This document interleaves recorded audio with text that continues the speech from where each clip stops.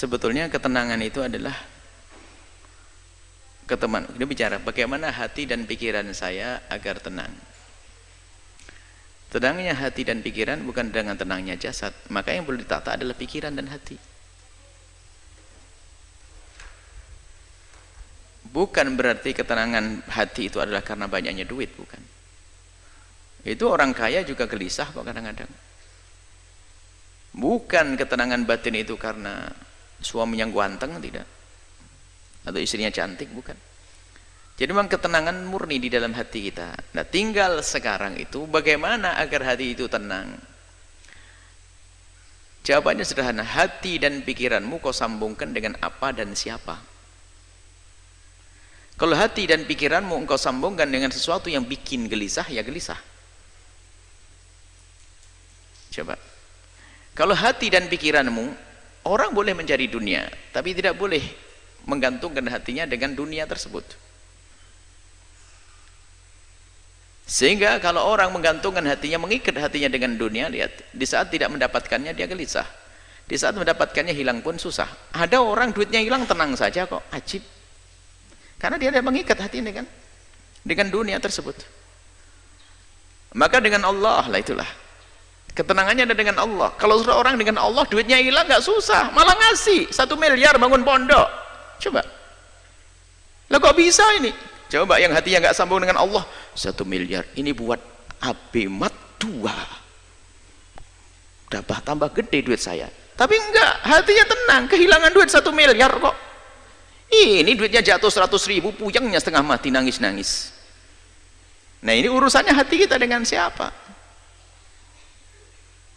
Nah, kalau sudah urusan kita hati kita dengan Allah, mudah. Allah, apapun di saat dia sakit, lihat. Sakit jasadnya sakit. Tapi kalau dia kenal Allah, dia akan tahu bahwasanya akan ada imbalan di hadapan Allah Subhanahu wa taala. Maka rasa sakit akan terreda dirasakannya, menjadi tidak separah, tidak semakin sakit. Sama itu loh. Kok jauh sekali imbalan di akhirat, kok lama banget ya. Itu saja ibu yang hamil tua nggak bisa melahirkan, bawa ke dokter, ambil pisau dokter, buka perut saya. Aduh, dengan senang hati dia sakit, lihat banyak, senang. Ada sesuatu yang lebih menyenangkan dia. Apakah dia susah? Ya enggak.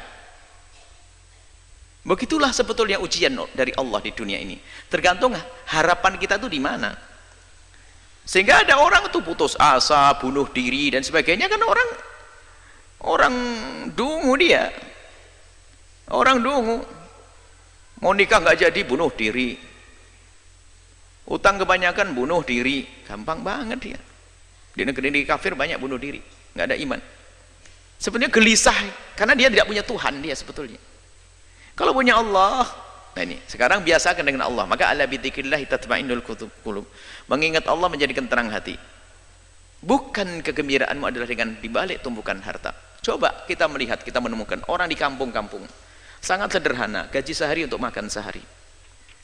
Tapi no problem dia, hidupnya candaria dengan istri ya, masya Allah. Suaminya berangkat dulu, nanti tak kirim sarapan pak ya, enggih. Berangkat suaminya duluan kok belum datang, sambil nyangkul. Suami inti yang bawa rantang nasi bungkus, pincuan begitu bawa sana. Makan, pak ya, pulang nanti bawa sayur suaminya, tatanya pak dapat burung, dapat ikan sedikit. Nggak pernah punya problem dia, kayak orang punya istana itu. Tapi yang rumahnya gede, mobil mewah itu belum tentu senang dia, karena urusan bukan dunia, gelisah. Wong kita pernah ngisi pengajiannya orang kaya, kayaknya gelisah semuanya. Mulai dari gelisah rumahnya, sertifikatnya di bank semuanya ada. Mulai gelisah kebanyakan duit, gelisah kebanyakan duit. Kok bisa gimana? Ini punya 2 perusahaan saja, saya sering ditinggal sama suami saya. Sekarang membuka perusahaan di luar negeri bu ya, bagaimana nasib saya nanti? Wah, tambah susah dia.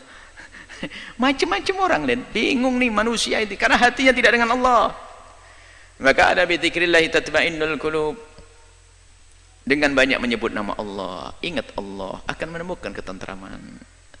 Sehingga susah yang sesungguhnya adalah di saat dia jauh dari Allah. Kalau sudah jauh dari Allah, kecil pun jadi susah. Tapi kalau dengan Allah, bencana pun kayak apapun akan menjadi sebab dia senang. Karena ini dari Allah. Sehingga para solehin itu kalau diuji dengan kefakiran, selamat datang dengan syiarnya orang-orang besar. Kefakiran syiarnya orang-orang besar. Dia tidak menganggap sebuah kerendahan. Tapi lihat yang tidak punya iman, nasib sudah sholat tetap melarat, Tuhan tetap melarat. Kurang ajar sama Allah nih. Gimana bisa bahagia dengan Allah saja curiga begitu? Jangan Allah sudah nggak benar. Baik ya, kuncinya adalah bagaimana hati kita. Kita biasakan dengan Allah, dengan Allah. Hakikatnya seperti itu. Tapi di samping itu juga kalau kita berkumpul dengan kemuliaan, Anda akan menemukan kesejukan. Kenapa Allah akan turunkan rahmat di tempat semacam ini? Anda bergabung di tempat-tempat mulia.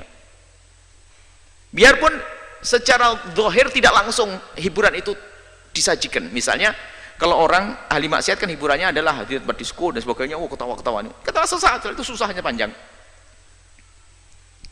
Senang kelihatannya, tapi tidak tahu bahasa dia akan menemukan kesusahan yang panjang. Tapi kalau kita menghadiri tempat mulia semacam ini, dijanjikan oleh Allah ada rahmat diturunkan, Anda semakin sejuk. Anda berkumpul dengan orang senang, orang baik, lihat ada kesejukan. Lihat. Jujur, kita dengan orang soleh saja, kita lupa kok dengan segala permasalahan. Kalau Anda duduk dengan orang yang sangat Anda cintai dari ulama-ulama orang soleh, Anda duduk saat hilang kelusa, utang lupa, ini lupa, sakit lupa. Itu hanya dengan orang soleh. Bagaimana Anda merasa dekat dengan Allah Subhanahu wa ta'ala? Bagaimana kita dekat dengan Nabi Muhammad SAW? Itu saja. Kembalikan hati kita dengan Allah. Biasakan berzikir, merenungi ya, merenungi tentang nasib kita nanti di akhirat.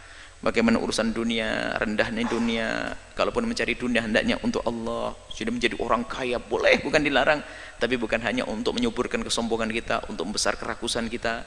Kalau kita hanya mencari dunia hanya untuk dunia tersiksa, seperti diingatkan oleh Nabi, kalau ada orang hatinya itu rakus, dikasih lembah emas 1 minta 2, dikasih 2 minta 3, kasih ini. Dan unik, orang itu punya pabrik 6, itu pabriknya triliunan semuanya tuh. Itu kebakaran hancur 3, itu masih nangis nyungsep masuk rumah sakit. Bodoh banget dia, masih ada 3. 3-nya saja masih kaya raya dia. 3 perusahaannya masih berjalan, 3-nya runtuh, itu nyungsep dia masuk rumah sakit. Ya, kasihan benar tuh manusia. Semoga Allah menjaga hati kita, hati dengan Allah. Maka di saat Anda kaya yang sesungguhnya, Anda bisa menjadi fakir, Anda kaya dengan Allah. Indah. Allahu a'lam bishawab.